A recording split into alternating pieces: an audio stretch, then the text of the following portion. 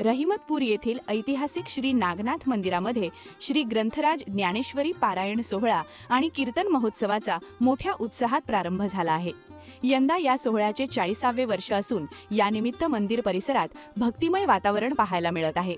पहाटे काकड आरती आणि ग्रंथपूजनाने या महोत्सवाची सुरुवात झाली। या सोहळ्यात दररोज सामूहिक ज्ञानेश्वरी वाचन, हरिपाठ आणि रात्री प्रख्यात कीर्तनकारांची कीर्तन सेवा पार पडणार आहे। येत्या गुरुवारी भव्य दिंडी सोहळा आणि महाप्रसादाने या उत्सवाची सांगता होईल। या सोहळ्यासाठी रहिमतपूर परिसरातील भाविक मोठ्या संख्येने उपस्थित राहत असून विठ्ठल नामाच्या गजराने अवघी नगरी दुमदुमून गेली आहे। रामकृष्ण हरी। रहिमतपूर नगरीमध्ये, या पुण्यनगरीमध्ये गेली 40 वर्ष हा सोहळा अखंडितपणे सुरू आहे। खरं तर रहिमतपूर नगरीतील समस्त ग्रामस्थ मंडळींच्या सहकार्यातून व आपण सगळ्या सहकार्यातून हा सोहळा अत्यंत सुंदरपणे पार पडतोय। खरं तर हा सोहळा सुरू होत असताना आम्ही भावनाविवश होतोय, कारण की आम्ही लहानपणापासून या सोहळ्यासाठी नेहमीच उत्सुक असायचो आणि मधल्या काही काळात तो सोहळा बंद होता। पण आमचीच नव्हे तर गावकऱ्यांची किंवा इथं सगळे असलेले जे ज्येष्ठ मंडळ आहेत त्यांची इच्छा होती की हा सोहळा पुन्हा एकदा सुरू व्हावा, म्हणून आम्ही सर्वांनी प्रयत्न केले। गावकऱ्यांनी त्याला साथ दिली, त्याचबरोबर इथं जमलेल्या सर्व लोकांनी ती साथ दिली, म्हणून आज हा सोहळा इथं उभा राहतोय। खरं तर ज्ञानेश्वर महाराजांच्या ज्ञानेश्वरीचं वाचन पुन्हा एकदा आपल्या या नागनाथ मंदिराच्या प्रांगणामध्ये असंच अखंडितपणे चालू राहावं हीच ईश्वरचरणी प्रार्थना असेल। रामकृष्ण रामकृष्ण। रहिमतपूर ही नगरी कीर्तनमाला लाभलेली नगरी म्हणावी लागेल। यामध्ये विचार करावायचा झाल्यास 3 नारदीय कीर्तनमाला आहेत। त्यामध्ये प्रथमतः श्री रोकडेश्वर कोजागिरी कीर्तन उत्सव, तदनंतर हनुमान समिती बाजारपेठ आणि श्री कृष्णमाई उत्सव राम मंदिर। रहिमतपूरमध्ये प्रथमतः नागनाथ मंदिरामध्ये 1986 वारकरी म्हणजेच पारायण कीर्तन सोहळ्याला सुरुवात झाली। श्री ग्रंथराज ज्ञानेश्वरी पारायण सोहळा येथे संपन्न झाला। त्यानंतर श्री पवनपुत्र ज्ञानेश्वरी पारायण सोहळा मोरगल्ली, त्यानंतर रोकडेश्वर गाथा पारायण सोहळा रोकडेश्वर गल्ली, तदनंतर शिवस्फूर्ती ज्ञानेश्वर पारायण सोहळा पवार गल्ली, अशी उत्तर वाढ होत गेली।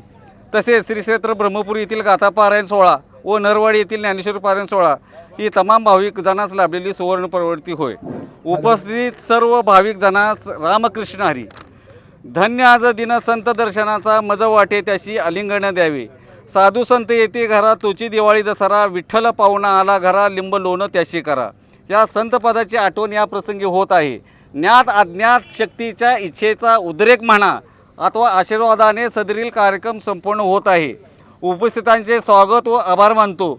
इवलेचे रोप लाविले द्वारी त्याचा वेलू गेला गगनावरी। 1986ला सुरुवात झालेला हा श्री ग्रंथराज ज्ञानेश्वरी पारायण सोहळ्याला ह्या वर्षी 40 वर्षे पूर्ण होत आहे। हा आनंद मनसोयी होत आहे। मध्यंतरी खंड पडलेला हा रहिमतपूरमधील पहिला पारायण सोहळा पुन्हा त्या शक्तीच्या इच्छेनुसार सुरू होत आहे। या सोहळ्याची सुरुवात ज्यांनी केली त्या सर्वजणांप्रती आदरभाव बाळगतो। ह्या मंगलमय सोहळ्यामध्ये कीर्तन सेवा बसवणारे महान विभूतींचे पदस्पर्श या भूमीला लाभलेले आहेत।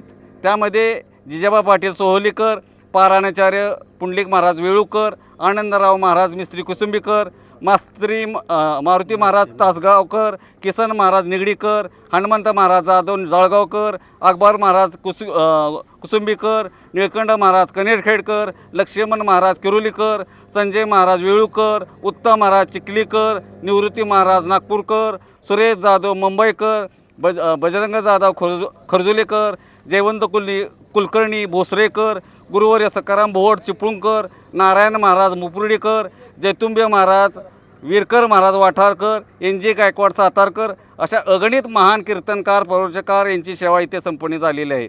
आम्ही चालू हा पुढे वारसा या युक्तीप्रमाणे सदरील कार्यक्रमाचे आयोजन केलेले आहे। हा खेळ नव्हे एकट्यांचा, नाचू गाऊ सारेजण रंगुनी रंग भक्तीचा।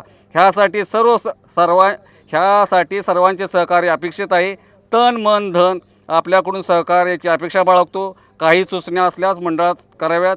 शेवटी आपल्या चरणी नतमस्तक होतो। रामकृष्ण हरी, रामकृष्ण हरी, रामकृष्ण हरी। रामकृष्ण हरी। रहिमतपूर शहर नाभिक संघटना अध्यक्ष ह्या नात्याने मी सर्व नागनाथ पारायण मंडळ व त्यातील सगळे भजनी मंडळ यांना विनम्रपणे आवाहन करतो की सर्वांनी 4 दिवस इथे पारायण चालणार आहे, तर सर्वांनी ज्ञानेश्वरी वाचन बी होणार आहे, तर सर्वांनी आपली उपस्थिती प्रार्थनीय आहे. रहमतपूर शहर नाभिक सर्वांचे आभार मानतो.